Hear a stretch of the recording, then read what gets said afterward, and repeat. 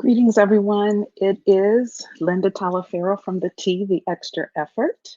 The Extra Effort is a career advisory firm where I help professionals get unstuck, strengthen key interpersonal skills, which is that ever so important emotional intelligence, establish your executive presence so you can get a seat at the table. And that seat at the table is whatever you describe it to be.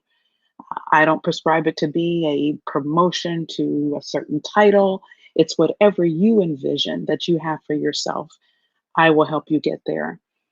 Tonight, I want to talk about, I'm going to share a bit of my personal story because there's been several text messages I've gotten, messages joining my Facebook group recently, comments on other social media platforms, and it's around really being able to manage the time that's going on, this uncertain time that we're faced with. And a couple people saying, look, I'm not even sure that I have what it takes to make it through this.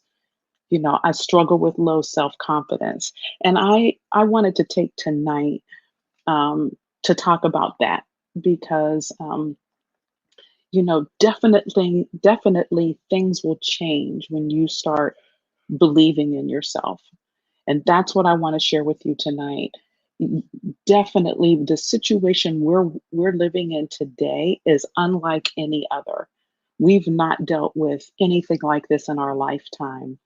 I know I haven't. I'm 58. This is totally new to me, nothing that I've dealt with before.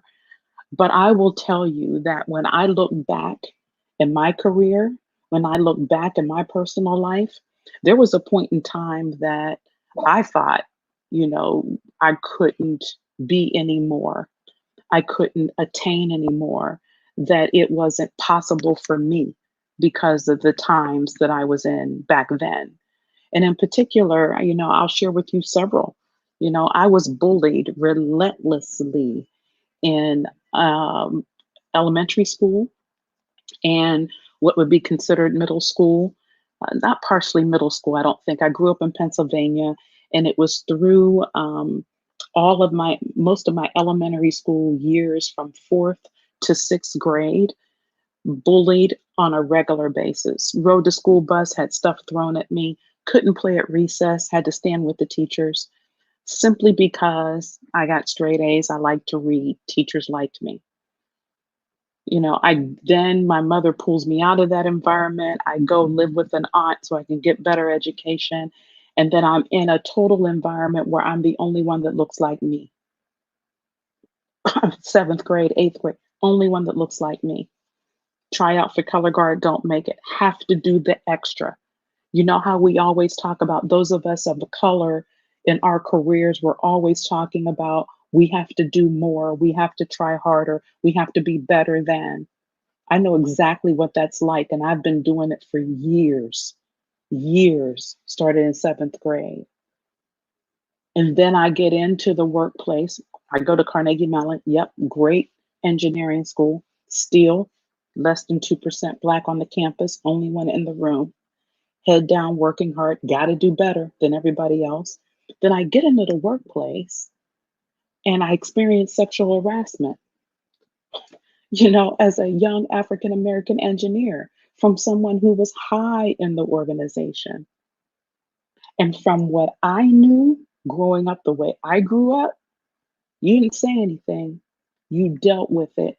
You kept your head down. You dealt with it. You kept your head down. You kept your mouth shut. Long story short, I didn't because I refused. I couldn't deal with it any longer. And after being supported by a supervisor who happened to be a Black man, Jim Menifee, supported me in reporting it, is when I found my voice. That was a pivotal time for me in my career. Uncertain times, definitely a crisis for me in my career, but I reported it. Shaped me from that point on. So all those challenges that I had growing up, and I've only shared that much with you, there was so much more. But all those challenges I had growing up into that sexual harassment situation early in my career helped me understand that once I stood for myself and reported that individual and found my voice, I understood what it meant to believe in myself. Understood what it meant to believe in myself. Did I completely understand how to exercise it? Absolutely not. I was 24, I think, a couple years out of college at the time. I didn't know what it stood to completely stand in that, but I had a feeling of what the power was to believe in myself early on. And that is the platform for which I built year after year. I just told you I'm 58. That happened when I was 24. So when I started believing in myself when I was 24, every obstacle that came in my way, every person that told me that I couldn't, every person that said I would never be, every challenge that showed up that said you have to be better than, every interview process that required me to show up 6, 7, 8 times and bring evidence of what was on my resume, bring evidence, or to hear that, oh, yeah, we checked, you did graduate from Carnegie Mellon, as if they were surprised. So when I share these videos with you on a regular basis, and when I share these comments and the posts that are on my social media place, this stuff is not coming from something that I read. This stuff's not coming. What I offer in the tea, the extra effort, is not coming from anything I read. It's coming from what I've lived. It's coming from what I know. It's coming from what I've helped other clients do once we get past the obstacle of believing in ourselves.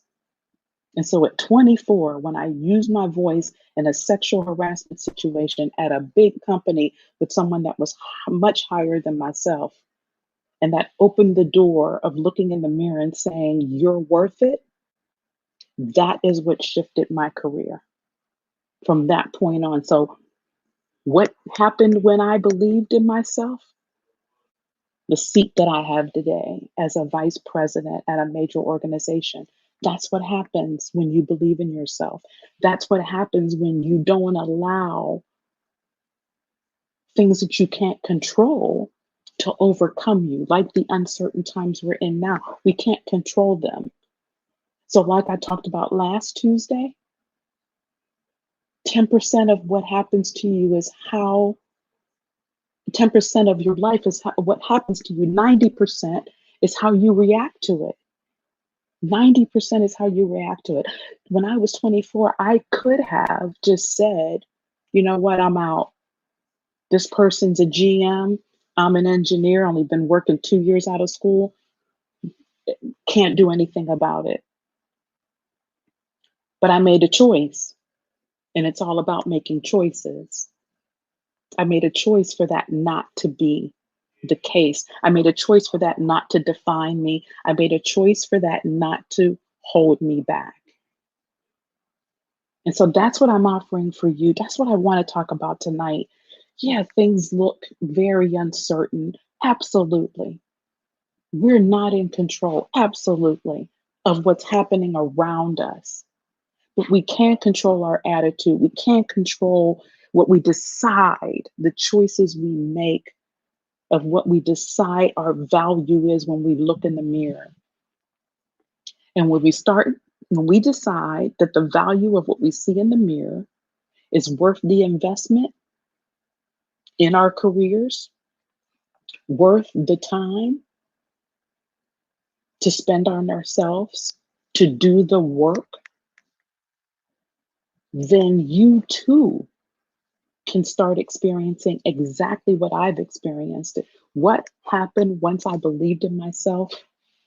My career shifted. The trajectory took place. The same thing can happen in your situation, but you have to make the choice. You have to shift your attitude. You are in control of the paradigm that is around you. You can decide, am I going to rise up, or am I going to allow the circumstances to totally take control? So that's what I wanted to share tonight. And I know this is not what I'm talking about. It's not an easy thing. It's not a flip of the switch.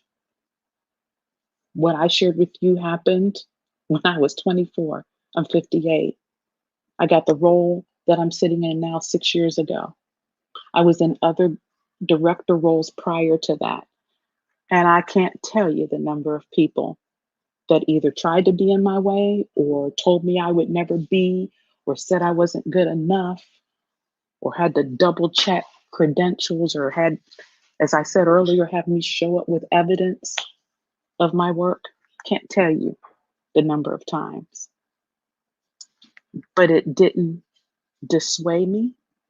It didn't hold me back. I didn't allow it to block the vision, the view, the purpose, the goals that I had for myself. Did not. And that's a choice you can make. So, what happens when you start believing yourself? You do exactly what it's interesting. Someone not long ago said to me, Linda, quit telling people to take control of their careers. Why are you telling people that? I said, because if they allow people like you to control it, then what? Nothing happens.